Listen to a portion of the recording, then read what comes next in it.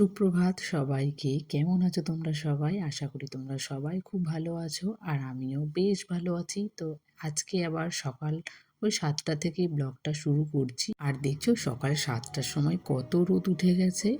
এখন আস্তে আস্তে তো শীতটা শেষের দিকে প্রায়, গরম তো হালকা হালকা পড়েই যাচ্ছে। তো এই জন্য দেখো সকাল হতে না হতেই কত রোদ এখন। ঘরের জানালাটা এখনো খুলিনি, বাইরের বারান্দাটায় খুললাম। ঘরেরটা আমি মাম্মাম ওর পাপা দুজনেই ঘুমায়। ঘুম থেকে ওঠার পরে ঘরটা ক্লিনিং করে তবেই কিন্তু আমি ঘরের জানালাটা খুলি। তো বাইরেরটা আমি যেহেতু বাইরে কাজ করব, আর অন্ধকারের মধ্যে কাজ করা তো হবে না, আর ঘরের লাইট জ্বালিয়ে সবসময় কারেন্ট পুরানোর কোনো প্রয়োজনই নেই। তাই আমি সকাল সকাল জানালাটা খুলে দেওয়াতে দেখো কত রোদ। ঠাকুর ঘরে এসে ঠাকুরের পর্দাটা সরিয়ে আগের দিনে যে জলটা ছিল বালতির মধ্যে সেটা আমি একটু চেঞ্জ করে নিলাম। তার সাথে যে ঠাকুরের যে বাসনগুলো ছিল সেগুলো কিন্তু আমি একেবারে ধুয়ে নিয়েছি। তাহলে কি বলো তো, স্নান করে আসার পরে না একটা চাপ কমে থাকে যদি বাসনগুলো আমি সকালে মেজে রাখি। তো প্রত্যেক দিনই আমি তাই করি। যখন সকালবেলা বাসি জামাটা চেঞ্জ করে যখন ঠাকুর ঘরে আসি, তখনই আমি সব বাসনগুলো একেবারে মেজেই রাখি। তারপরে যে বাসি কাজগুলো ছিল, বাসি কাজ বলতে আমি ঘর ঝাড় দেওয়াটা কিন্তু পরেই করি, কারণ সবার আগে কাজগুলো করে নিই, তারপরে আমি ঘরটা পরে ঝাড় দিই। একবারে যেহেতু আমি ঘরটা মুছে নিই, তো এই জন্যই আমি সবসময় একটু ঘরটা পরেই ঝাড়ু দিই। আর এখানে দেখছি কত কাগজ। এখন মাম্মাম কিন্তু অনেক কিছু শিখে গেছে। আর স্কুলের আন্টি, মানে ওই যে অঙ্গনারীর ওর আন্টি অনেক কাজ দিয়েছে, যে বাড়িতে বসে একটু কাগজ কাটাকাটি করলেও তো অনেক কিছু শিখতে পারবে। তো সেগুলোই কেটে কেটে দেখো ঘরের মধ্যে এত কাগজ কাটা পড়ে আছে, ঝাড়ু দিতে তো আমার বিরক্তই লাগছিল। আর আমরা তো মা, অনেক কিছুই সহ্য করতে হয়, সবে তো এখন শুরু, তাই মনটাকে সান্ত্বনা দিয়েই আমি আবার নিজের কাজ করাগুলো শুরু করলাম। তো যাই হোক, মাম্মাম এখনো কিন্তু ঘুম থেকে ওঠেনি, তাই কিন্তু আমার এত কাজগুলো আমি সকালবেলা করতে পারি। আর আমি ঘুম থেকে ওঠার পরে কিন্তু মাম্মাম অনেকটা সময় পরে ঘুম থেকে ওঠে, তাই কিন্তু সকালের কাজগুলো কিন্তু আমি ইজিলি করে নিতে পারি। মাম্মাম উঠে গেলে খুব কষ্ট হয়ে যায়, ওকে ব্রাশ করানো থাকে, ওকে একটু ফ্রেশ করাতে হয়, খাওয়াতে হয়, সেই করতে করতে কিন্তু আমার কাছে সময়টা থাকে। আর দেখো রান্নাঘরে যে মানি প্ল্যান্টগুলো আমি রেখেছি না, সব পাতাগুলো হলুদ হয়ে যাচ্ছে, তার সাথে কিন্তু এক একটা মরেও যাচ্ছে। কেন হচ্ছে এরকম জানি না, এখন রান্নাঘরে রেখেছি বলে নাকি। আর পরেরটা যেটা আছে সেটা পাতাগুলো বেশ তাজা তাজা, ভালোই লাগছে দেখতে। অনেকটা নোংরা হয়ে গেছে, পরিষ্কার করব। তবে এখন আর হাতে সময় নেই, যেহেতু রান্নাবান্না করতে হবে, ওর অফিসের টিফিন নিয়ে যাবে, খেয়ে যাবে। তো সকালবেলা একটু চাপের মধ্যে দিয়েই প্রত্যেক দিনই কাটে। তো সকালে আমি রান্নাবান্নাটা তাড়াতাড়ি করে নিই, তারপরে কিন্তু ঘরের যে ক্লিনিংয়ের কাজগুলো থাকে পরেই তখন আমি সেগুলো করি। আগের দিনে রাতে আমি বাঁধাকপিটা কেটে রেখেছিলাম, যেহেতু একটা ফুল বাঁধাকপি তো আমরা দুজনে খেতে পারবো না, তাই দেখো হাফটা রেখে দিলাম আর হাফটা নিয়েছি।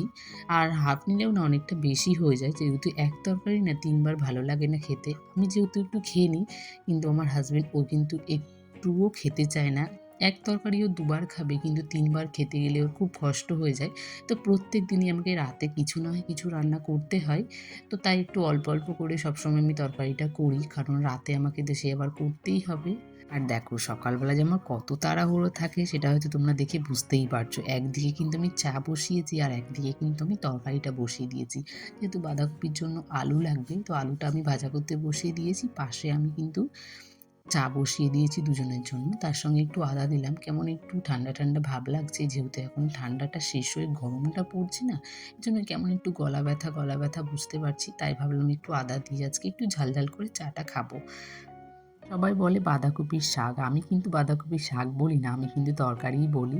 তো এখানে আমি বাঁধাকপিটা সবার আগে সিদ্ধ করে নেই, মানে একটু ভাপিয়ে নেই। আমি কিন্তু সেটা করি না, আমার মা যেভাবে রান্না করে আমি ঠিক সেভাবেই রান্না করি। আর এখানে কিছু মটরশুঁটি ছিল, মটরশুঁটিগুলো দিয়ে মনে হয় আরও বেশি ভালো লাগছিল খেতে। আর এই তো সিজন, আমাদের মটরশুঁটি আর কিছুদিন পাবো, তারপরে তো হয়তো আর পাবোই না।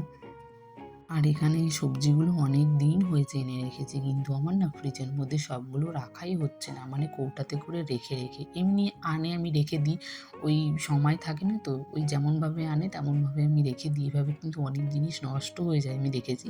তাই একটু যখন দেখি যে রান্নাবান্নার চাপ কম থাকে, কাজের চাপ কম থাকে, তখন কিন্তু আমি সেই কাজগুলো সেরে রাখি। এখন দেখো আমি বাঁধাকপিটা বসিয়ে দিয়েছি, তারপরে কিন্তু আমি এখানে কাজগুলো করছি। আর আমার এই কাজগুলো করতে করতে আমার রান্নাটাও হয়ে যাবে, তাহলে তো আমার একেবারে সময়টা আরও বেশি হয়ে গেল।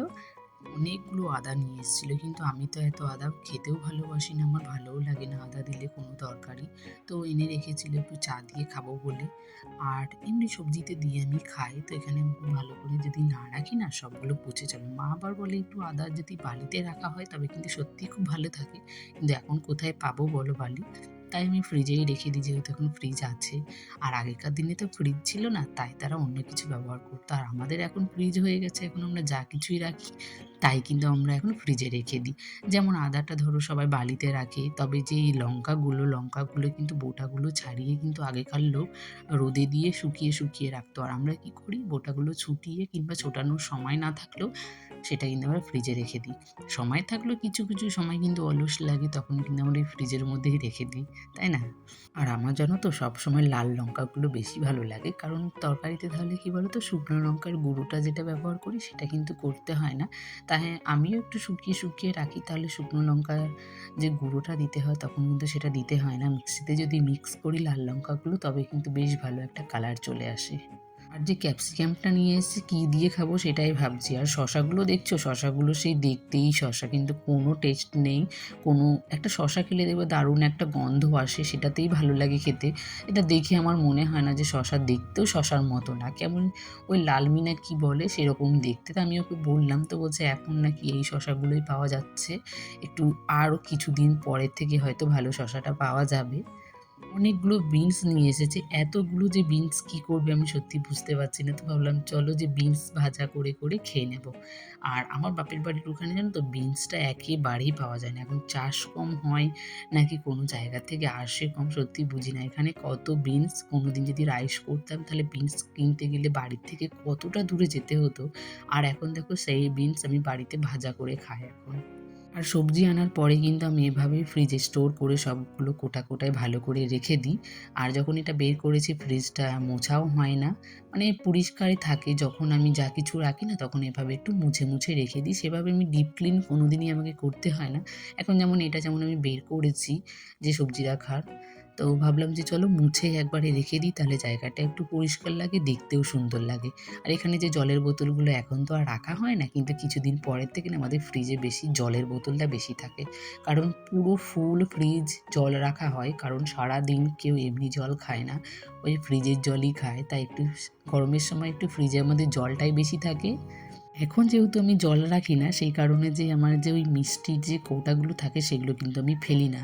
সেই জায়গাতে কিন্তু আমি অনেক কিছু সবজিগুলো রাখতে পারি। তো দেখো নিচেরটায় রেখে দিয়েছি, যখন গরম আসবে তখন কিন্তু আবার এগুলো আবার সরিয়ে নেব। আর কতগুলো ফ্রিজের মধ্যে বাটি দেখছো, মা একটা করে রেখে দিয়েছে, যখন যা পেয়েছে তখন এনে তাই রেখে দিয়েছে। দেখছি অনেক দিন হয়েছে, শুকিয়ে গেছে। আর এটার মধ্যে আমতা করেছিলাম, আমতাটা খাওয়াও হচ্ছে না আর ফেলে দেওয়াও হচ্ছে না। তো আজকে দেখলাম যে কদিন পরে খেয়ে ফেলে দেবো। যদি খেতে না পারি তাহলে ফেলে দেবো। আর এখানে মুছতে গিয়ে দেখো কি একটা অঘটন হয়ে যাচ্ছিল না? জিনিসটা ভেঙেই পড়তো। ভাগ্যিস আমি ধরে নিয়েছিলাম, তাই আমার জিনিসটা বেঁচে গেছে। নাহলে এগুলো হয়তো এক্সট্রা করে কিনে পাওয়া যায় কিনা আমি জানি না। তবে কি হতো সত্যি জানি না। আর প্রত্যেক শনি, মঙ্গলবার যেহেতু আমরা নিরামিষ খাই, সেই কারণে কিন্তু যখন আমি ফ্রিজে জিনিস রাখি, তখন কিন্তু আমি ফ্রিজটা মুছেই তারপরে রাখি। যদিও মাছ, মাংস কখনো আমি ফ্রিজের মধ্যে রাখি না, ওই ডিপ ফ্রিজেই শুধু থাকে। আর এমনি যে নরমালি সেগুলোতে আমি কখনোই মাছ, মাংসর তরকারি আমি এসব রাখি না।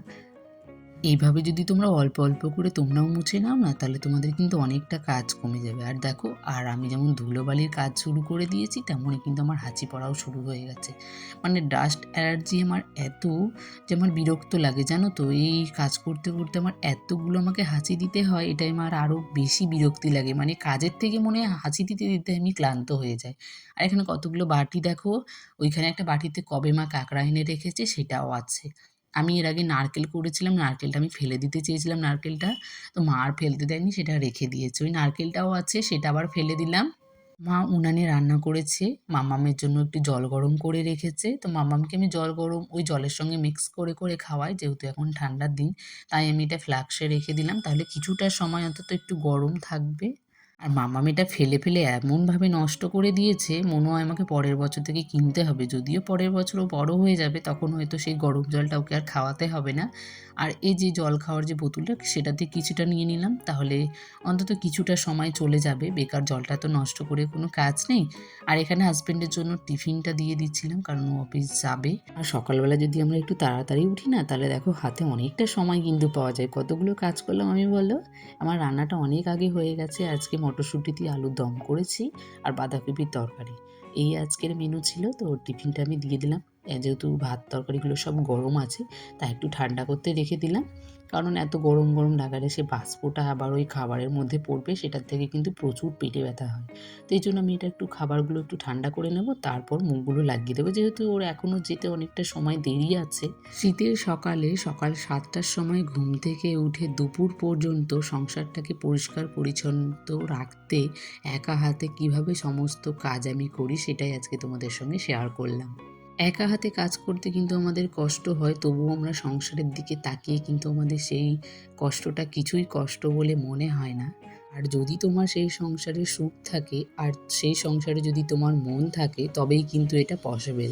তাছাড়া তুমি যদি কাউকে লোককে দেখানোর জন্য যদি করো, তাহলে কিন্তু তোমার সেটা একদিন করলেই খুব কষ্ট হয়ে যাবে। ঘরের কাজ তো কমপ্লিট করে নিয়েছি, এবার তো বাইরের কাজগুলোও সেরে নিতে হবে। আমাদের বাড়ির বউদের কিন্তু ঘর বাইরে দুটোকেই একইভাবে সামলাতে হয়। তো আমার এখানে বাইরের কাজটা হলেই কিন্তু আমার আজকের মতো কাজ কমপ্লিট। তারপর স্নান করে এসে পুজো দেব। তার সাথে কিন্তু মায়ের রুটিনটাও পালন করতে হবে। মামামকে খাওয়াবো, ঘুম পাড়াবো, তবেই কিন্তু আমার কাজ শেষ। বিকেলের কাজগুলো একদিন পরে তোমাদের সঙ্গে একদিন শেয়ার করব। তো চলো বন্ধুরা, আজকের মতো ভিডিওটা আমি এখানে শেষ করছি। আজকের ভিডিওটি যদি তোমাদের একটুও সবার ভালো লেগে থাকে, তাহলে সবাই একটা করে সুন্দর, সুন্দর কমেন্ট করে যেও। আর সবাই একটু নতুন, নতুন বন্ধুরা এসে পাশে থেকে যেও। দেখা হবে আবারও একটা নতুন ভিডিওর সঙ্গে। ততক্ষণের জন্য তোমরা সবাই ভালো থেকো, সুস্থ থেকো। টাটা।